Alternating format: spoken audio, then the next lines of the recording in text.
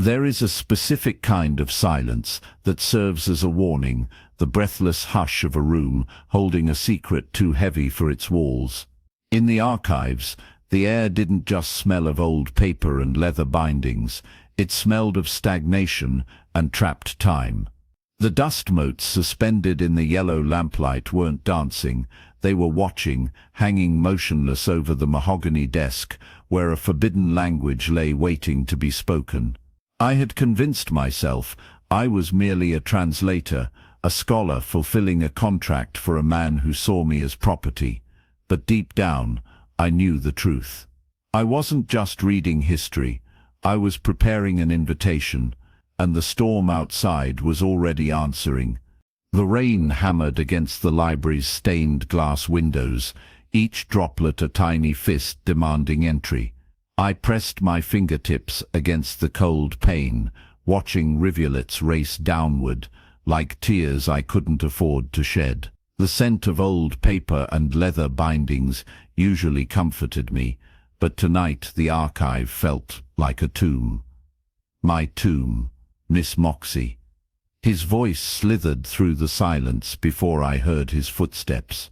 Barnaby Krux always announced himself with that oily tone, as if my surname were something distasteful on his tongue. I didn't turn. Couldn't. My reflection in the rain-streaked glass showed what I'd become in 6 months under his employ, hollow-eyed, shoulders curved inward like a bird with clipped wings. 25 years old and already disappearing. The translation. His breath touched my neck, reeking of expensive scotch and something rotten underneath. Where is it? My hand trembled as I gestured toward the mahogany desk. The manuscript lay open, its vellum pages covered in the angular script I'd spent 3 weeks deciphering. An ancient language, older than Latin, older than anything in the university's collection.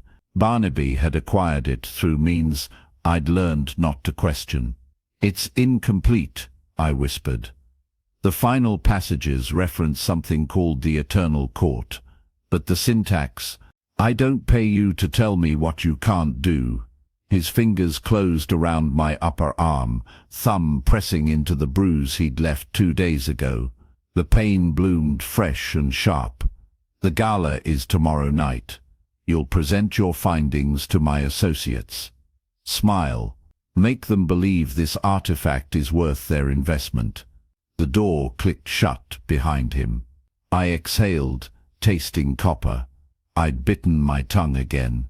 The manuscript seemed to pulse in the lamplight, its words swimming before my exhausted eyes. I'd been reading about legends, vampire kings and ancient bloodlines for so long that reality had started to blur. The text spoke of one called Lysander, a name that appeared in fragments across a dozen dead civilizations. Always watching, always waiting. Folklore, I'd told myself. Beautiful, tragic folklore. But the language itself was real. I'd verified the grammatical structures, cross-referenced the root words. Someone had spoken this tongue. Perhaps still did. The thought sent ice down my spine. My phone buzzed. Another message from Barnaby *, wear the red dress. Look alive. I wanted to laugh. Look alive. As if I weren't already a ghost haunting my own life. The next evening, I stood in the marble foyer of Barnaby's estate, the red silk dress clinging to my frame like a second skin.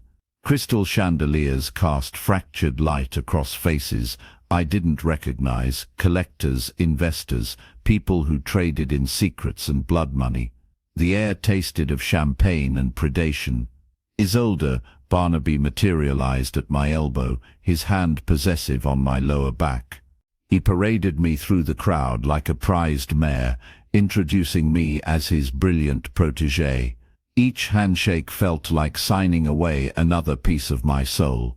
I smiled until my face ached, recited my carefully rehearsed presentation about the manuscript's historical significance, omitted every detail that might hint at its true power. Because I'd lied to Barnaby. The final passages weren't incomplete. I'd translated them perfectly.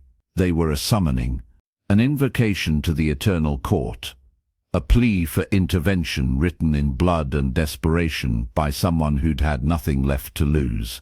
The words had burned themselves into my memory, syllables that felt dangerous even unspoken.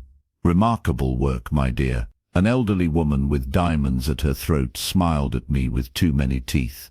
You must be so proud to work with Mr. Krux. The lie stuck in my throat. I nodded, mute. Barnaby's fingers dug into my spine. Warning. Ownership. The room tilted. Too hot. Too many bodies pressing close. I mumbled an excuse about needing air and fled toward the terrace doors, my heels clicking desperately against marble. The night air hit my face like a slap, cold and clean. I gripped the stone balustrade, gulping oxygen, trying to remember who I'd been before Barnaby, before the debts, before my father's death had left me vulnerable to men like him. A historian, a scholar, someone who believed in truth. You're trembling. The voice came from the shadows to my left. Male, low, with an accent I couldn't place. Old. The accent was impossibly old. I turned. He stood in the darkness between two potted topiaries, tall and still, in a way that made my instincts scream.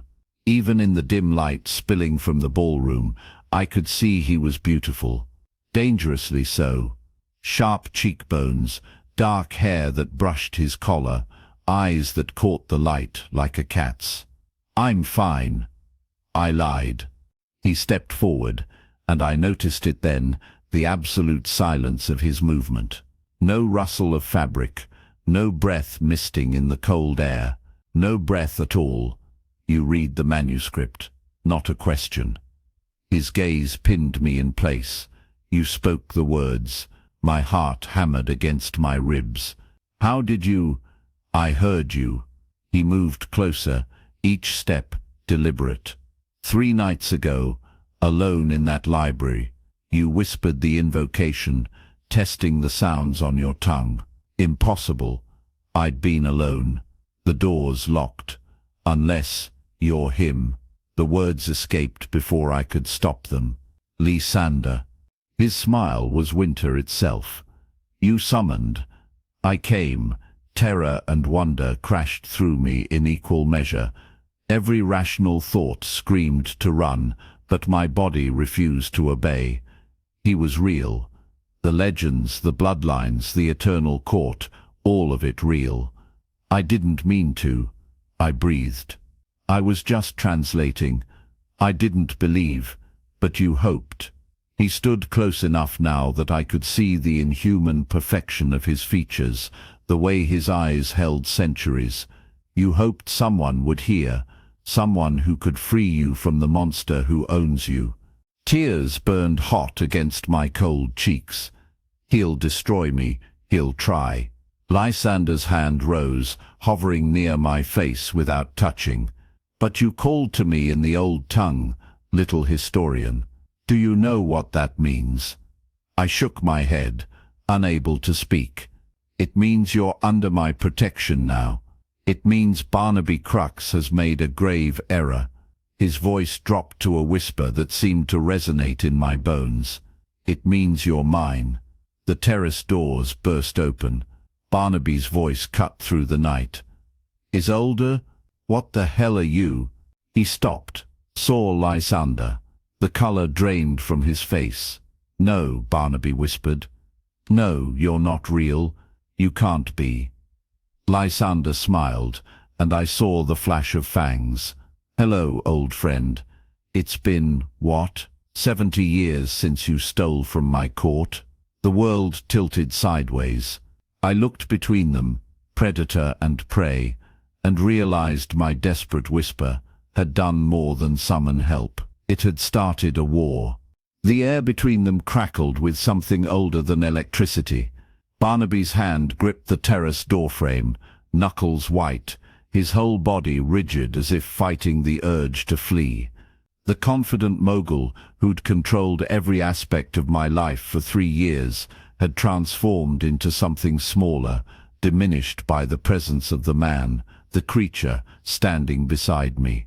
73 years, Lysander corrected, his voice carrying the weight of every decade.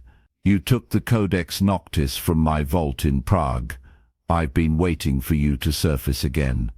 Barnaby's throat worked, swallowing hard. I don't know what you're talking about. I'm a legitimate businessman. You're a thief and a coward. Lysander's words were soft, almost gentle, which somehow made them more terrifying. And you've made the mistake of enslaving someone who speaks the old tongue. Someone who called to me. My legs trembled. The cold from the stone terrace seeped through my thin shoes, grounding me in physical sensation even as my mind struggled to process the impossible conversation unfolding around me. Behind Barnaby, I could see the warm glow of the gala, hear the distant murmur of conversation and clinking glasses. That world felt impossibly far away now, separated by more than just a pane of glass. Isolde, get inside. Barnaby's voice tried for authority but cracked at the edges. I didn't move, couldn't move. Lysander's presence beside me felt like gravity itself had shifted, pulling me toward him rather than the earth. She stays with me. Lysander extended his hand toward me, palm up, an invitation rather than a command. Unless you'd like to contest my claim in the traditional manner. The color that had drained from Barnaby's face didn't return. If anything, he went paler. You can't just take her. There are laws, contracts, human laws. Lysander's smile held no warmth, which mean nothing to me. And your contracts were signed under duress, built on exploitation. They're void the moment she accepts my protection. My heart hammered against my ribs. Protection. The word should have terrified me. I just traded one cage for another, hadn't I? But when I looked at Lysander, at the ancient patience in his eyes, I felt something I hadn't experienced in 3 years. Choice. What happens if I take your hand? My voice came out steadier than I expected. You come with me. Tonight. You'll be safe in my sanctuary while we resolve matters with Mr. Krux. His gaze never left Barnaby, but I felt his attention on me like physical touch. You'll be free to leave whenever you wish. But while you're under my roof, he cannot touch you. She has obligations, Barnaby snarled, finding some of his courage. Contracts. Debts. You can't just watch me. Lysander's hand remained extended, waiting. The choice mine. I thought of my cramped apartment that Barnaby owned, the bank accounts he monitored, the translations he controlled, taking credit for my work while paying me barely enough to survive. The casual cruelty in his voice when he reminded me that without him I was nothing. I thought of the old manuscript, the desperate prayer I'd translated without believing. I placed my hand in Lysander's. His fingers closed around mine, cool but not cold, solid and real. The moment our skin touched, something shifted in the air, a sound like distant bells, or perhaps just the rush of blood in my ears. Barnaby stumbled backward as if physically struck. No, you can't. I own her work, her translations. I'll sue, you'll do nothing. Lysander's voice dropped to a register that vibrated in my chest. Because, if you come near her again, I will finish what I started in Prague, and this time I won't leave you breathing. He turned, drawing me with him toward the terrace far edge. For a wild moment, I thought he meant to jump. We were 4 stories up, but instead he raised his free hand and made a gesture in the air.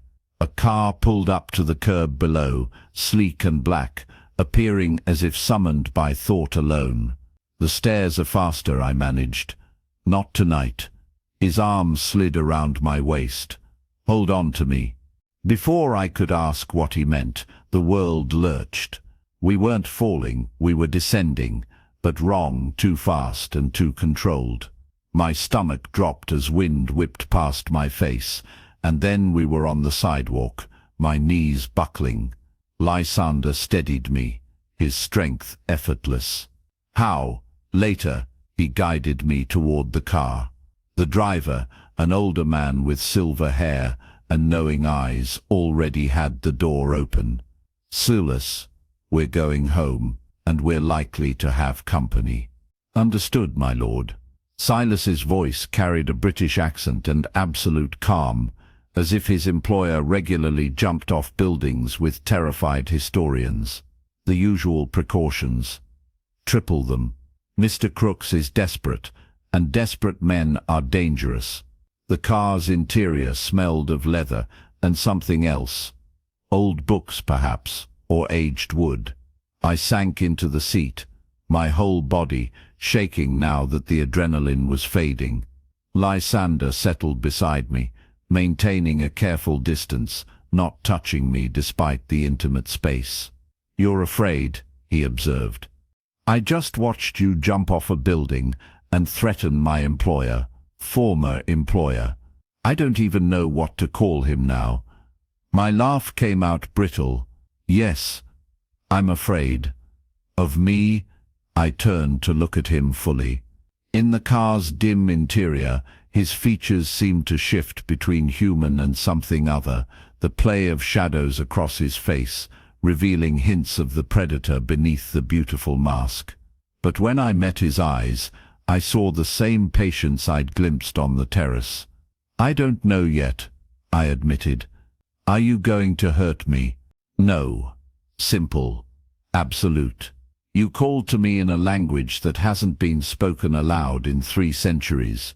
Do you understand how rare that is? How impossible? I'm a linguist. I study dead languages. This one isn't dead, it's sleeping." He shifted, angling toward me. "The old tongue was the language of the first courts, before humans and my kind went our separate ways. Only a handful of scholars even know it existed. Fewer still can read it. But you didn't just read it, Isolde. You spoke it. You pronounced the words correctly, with the proper inflection. That takes more than academic study." The car glided through city streets, leaving the Gala district behind.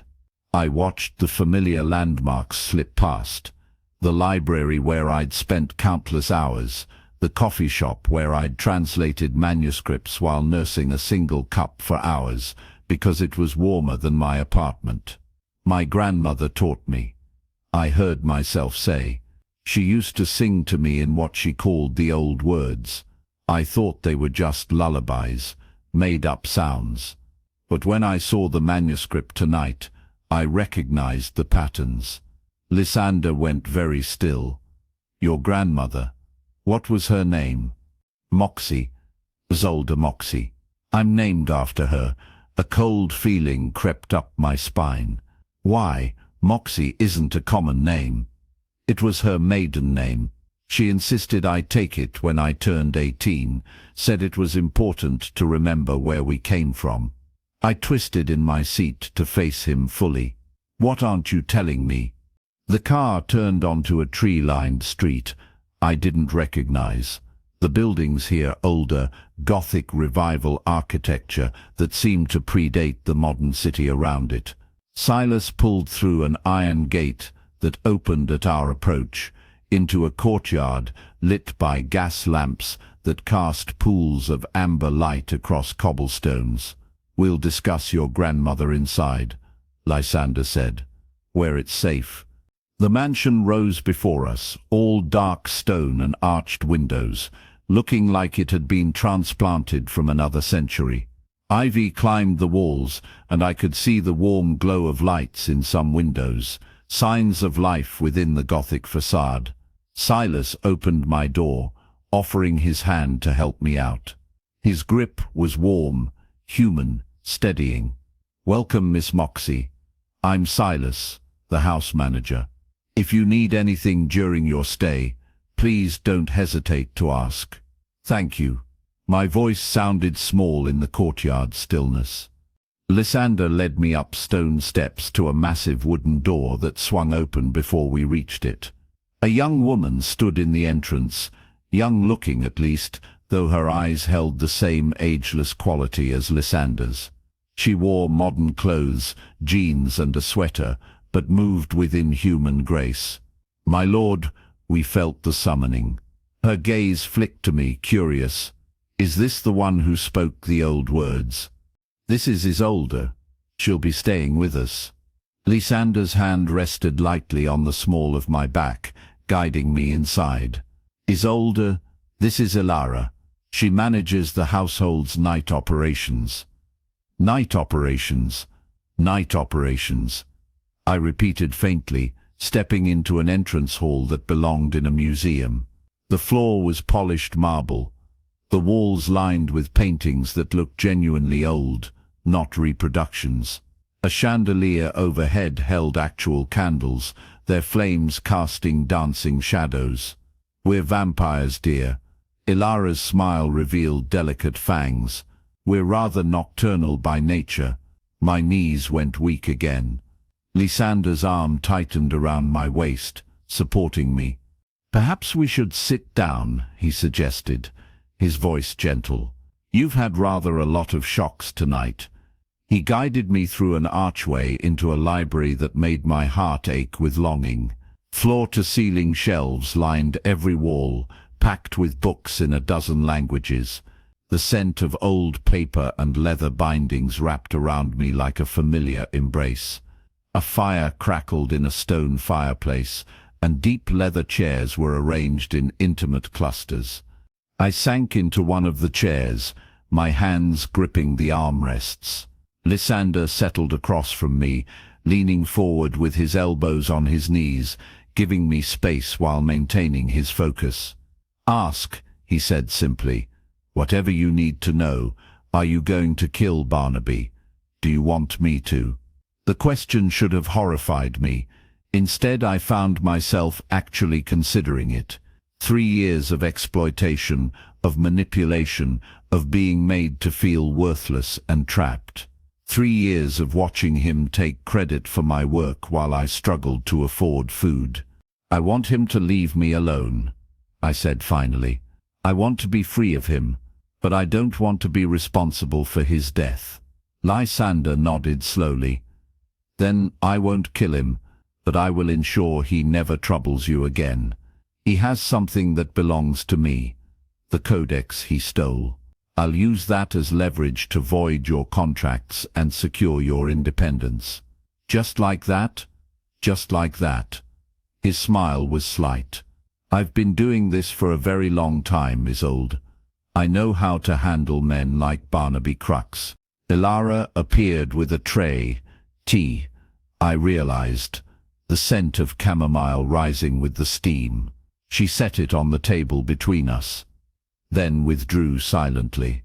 The domestic normalcy of the gesture felt surreal. You said we'd discuss my grandmother, I prompted, wrapping my hands around the warm cup. Lysander's expression grew thoughtful. The Moxie line. I knew them centuries ago.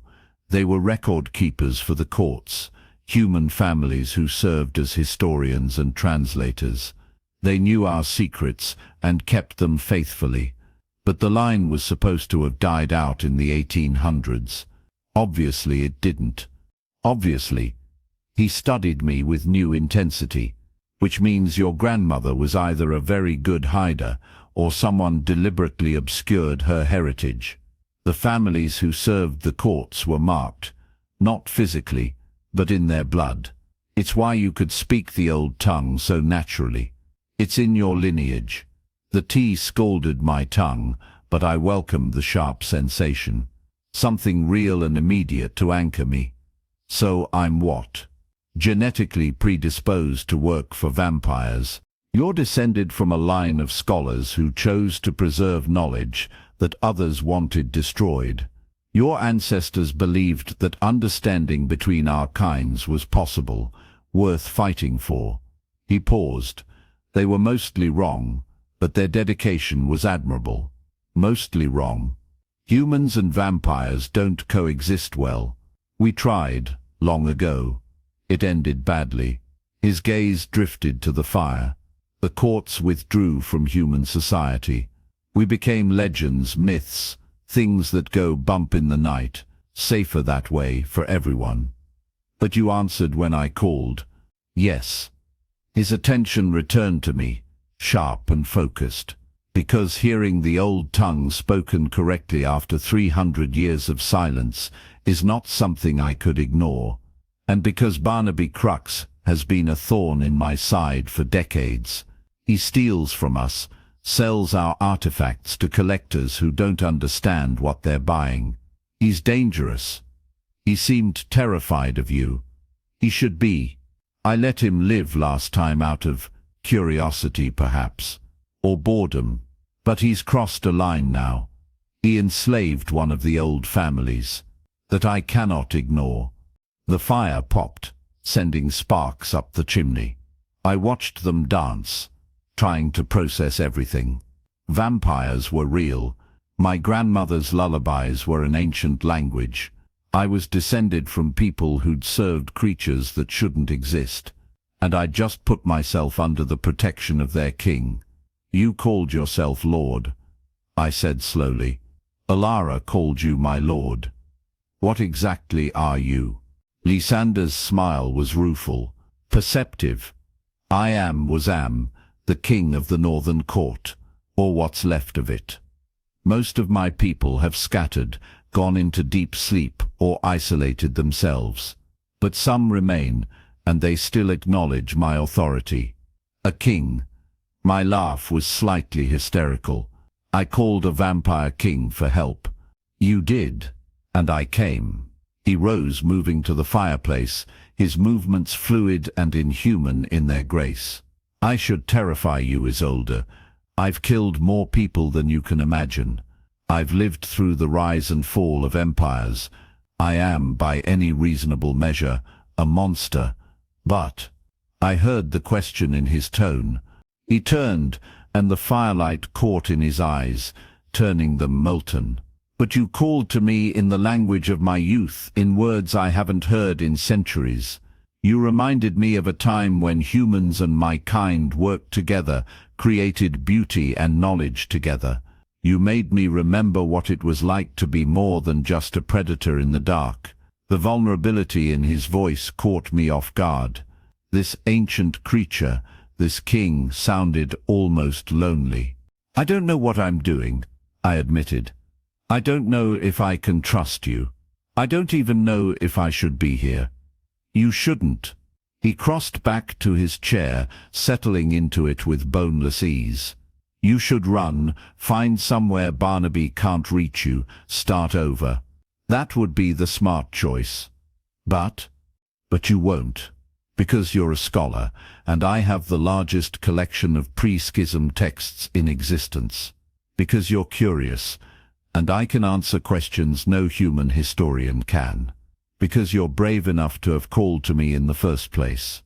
His smile was gentle. And because I think you're as lonely as I am. The words hit harder than they should have. I thought of my empty apartment, my non-existent social life, the years I'd spent buried in dead languages because the living world felt too complicated, too painful. I want to see the texts, I said. The old manuscripts. If I'm going to stay here, even temporarily, I want access to your library. Done. Anything else? I want your word that you won't hurt me, that I can leave whenever I choose. You have it. No hesitation. Though I should warn you, Barnaby won't give up easily. He'll come for you.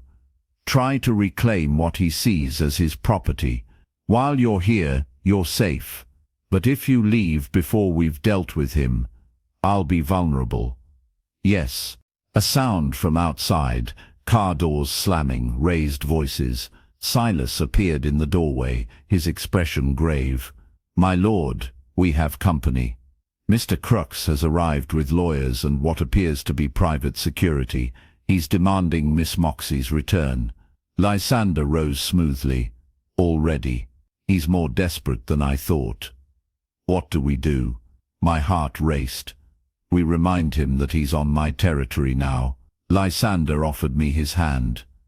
Come, it's time you understood exactly what it means to be under the protection of the Northern Court. I took his hand, letting him draw me to my feet. Together, we walked to the mansion's entrance. Through the open door, I could see Barnaby standing in the courtyard, flanked by men in suits and 2 large security guards. His face was flushed with anger, or fear, or both. "Isolde," he shouted. "Get out here. This is kidnapping. I'll have him arrested. You'll do nothing."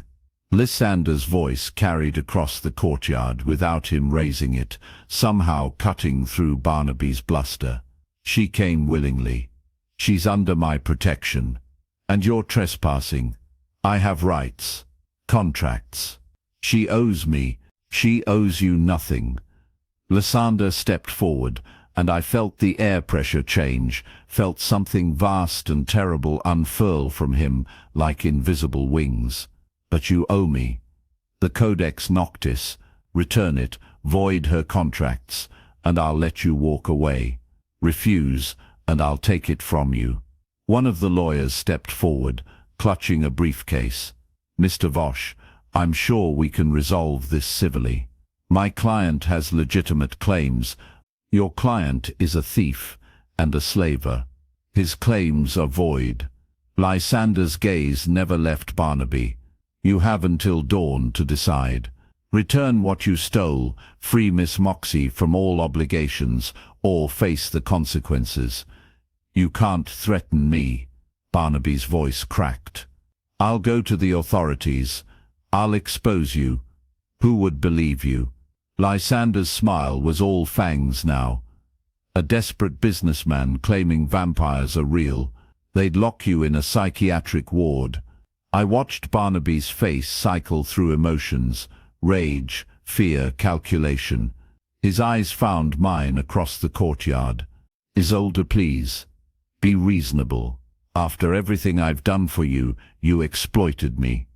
My voice surprised me with its strength. "You paid me poverty wages while taking credit for my work. You made me feel worthless and trapped. That's not help, that's abuse. I gave you opportunities. Without me, you'd be nothing.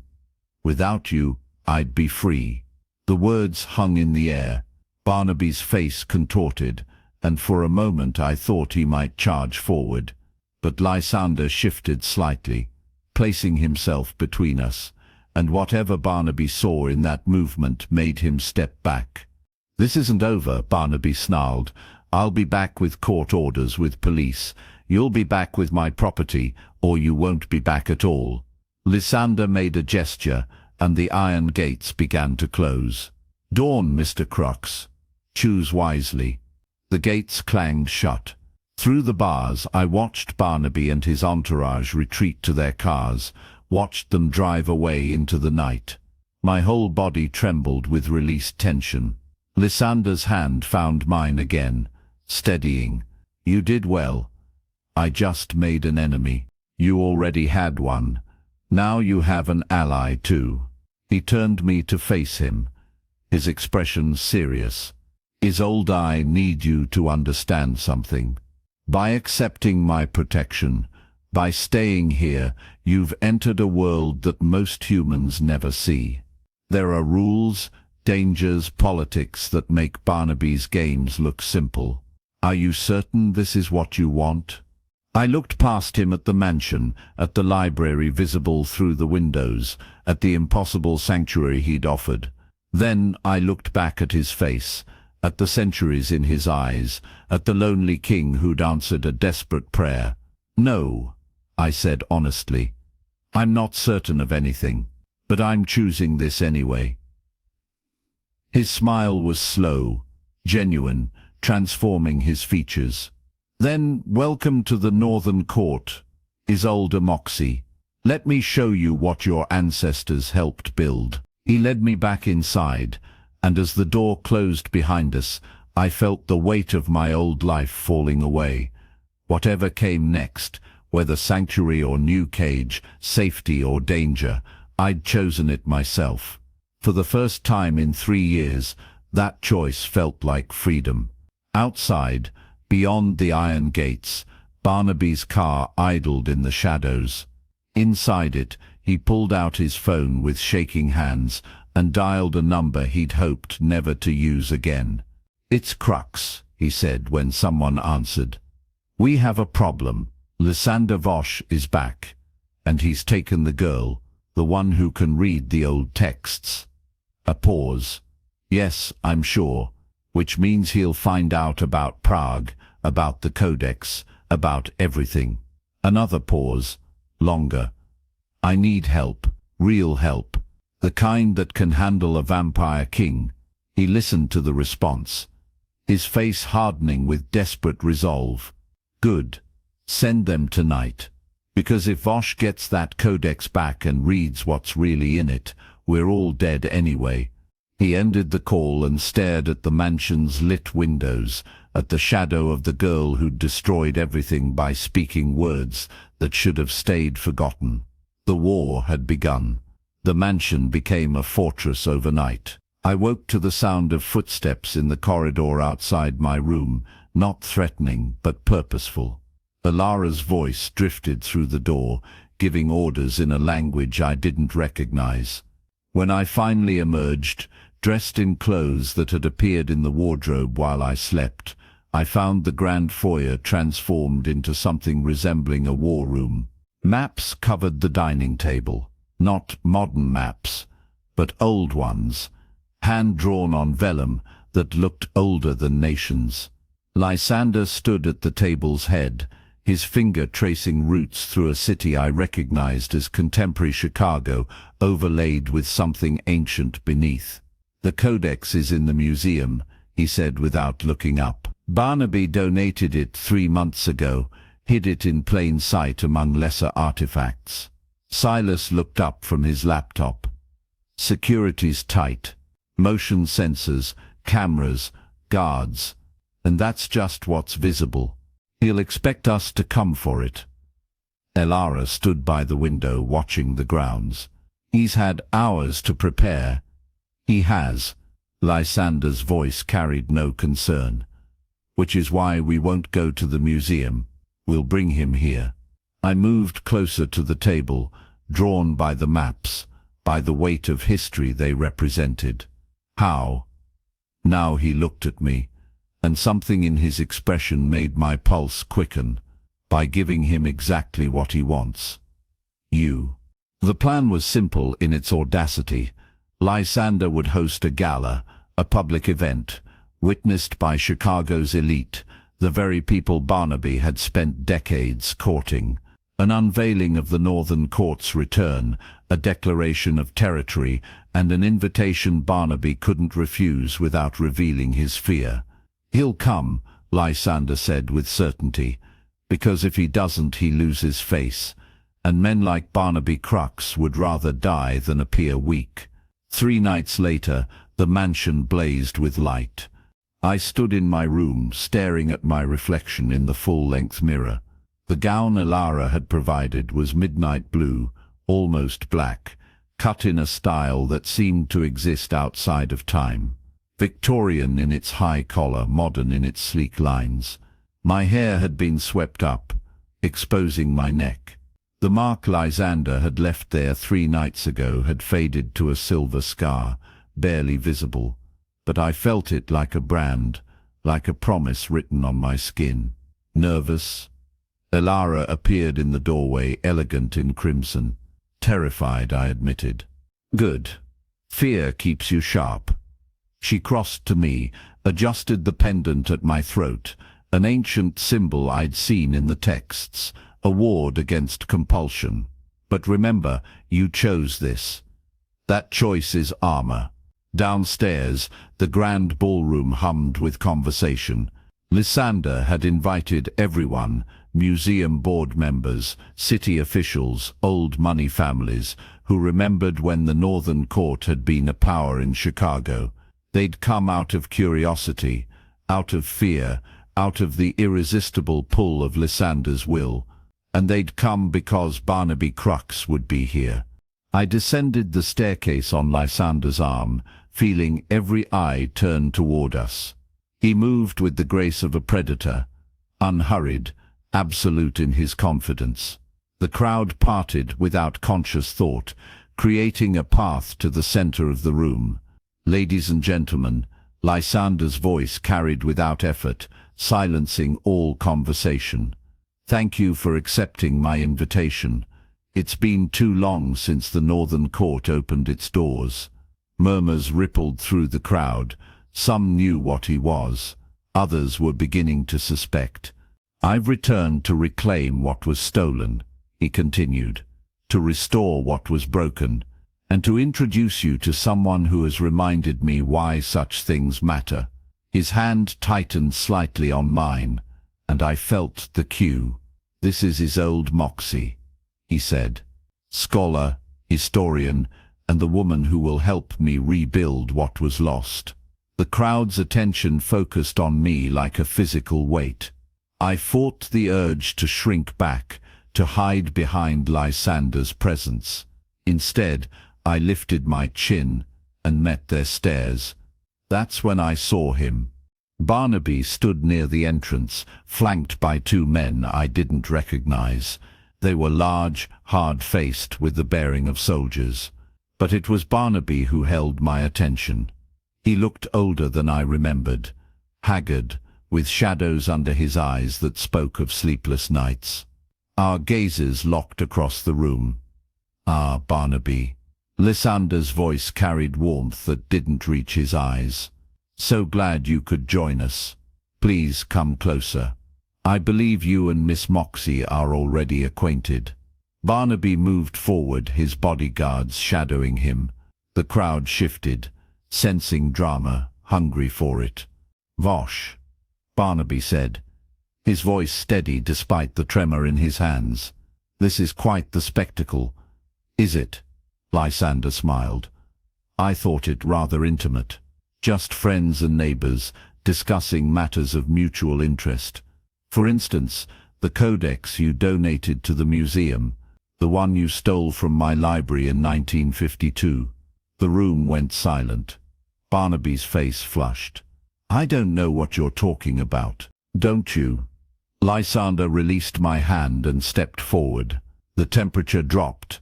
I watched frost form on the champagne glasses nearby. Shall I describe it? Bound in black leather, written in 7 languages, containing the complete history of the Northern Court, and the names of every vampire who ever swore allegiance to it. You're insane, Barnaby said, but his voice cracked. Am I? Then why did you have Miss Moxie translate portions of it? Why did you send men to Prague to steal the companion volume? Why? Lysander's voice dropped to something deadly. Did you murder the archivist who refused to help you? Gasps echoed through the ballroom. I saw board members backing away, saw city officials reaching for phones. Barnaby's face went white. You can't prove any of that. I don't need to prove it. Lysander gestured, and Silas stepped forward holding a tablet. I simply need to show it. The screens mounted on the walls flickered to life. Security footage played, grainy, old, but unmistakable. Barnaby in Prague, arguing with an elderly man. Barnaby's hand on the man's shoulder. The man falling, crumpling. Barnaby stepping over the body and taking a leather satchel. That's fake, Barnaby stammered. Doctored. Is it? Another gesture. More footage. Barnaby in my apartment, searching through my notes. Barnaby meeting with the men who'd attacked me in the alley. Barnaby again and again, weaving a web of theft and violence and murder. You see, Lysander said conversationally, I've spent 6 decades gathering evidence, waiting for the right moment. And then Miss Moxie walked into my club and spoke words that hadn't been heard in centuries, and I knew that moment had arrived. Barnaby's bodyguards moved forward, hands reaching inside their jackets. But before they could draw weapons, Elara was there, moving with impossible speed, disarming them both. They crumpled to the floor, unconscious before they hit the marble. The crowd surged backward. Someone screamed. "Now," Lysander said, his voice cutting through the chaos, "you have a choice, Barnaby. You can leave Chicago tonight, never to return, and I'll ensure these recordings remain private. Or you can stay, and I'll deliver them to every news outlet, every law enforcement agency, every person you've ever tried to impress." Barnaby's face twisted with rage and fear. "You think you can threaten me? You're a monster, a dead thing that should have stayed buried." "Perhaps." Lysander's smile was terrible. "But I'm a monster with evidence, with witnesses, and with the law on my side. What are you, Barnaby? Just a frightened man who stole from the wrong king."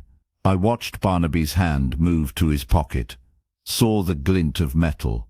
Time seemed to slow as he pulled out a small revolver, antique but functional, and aimed it not at Lysander, but at me.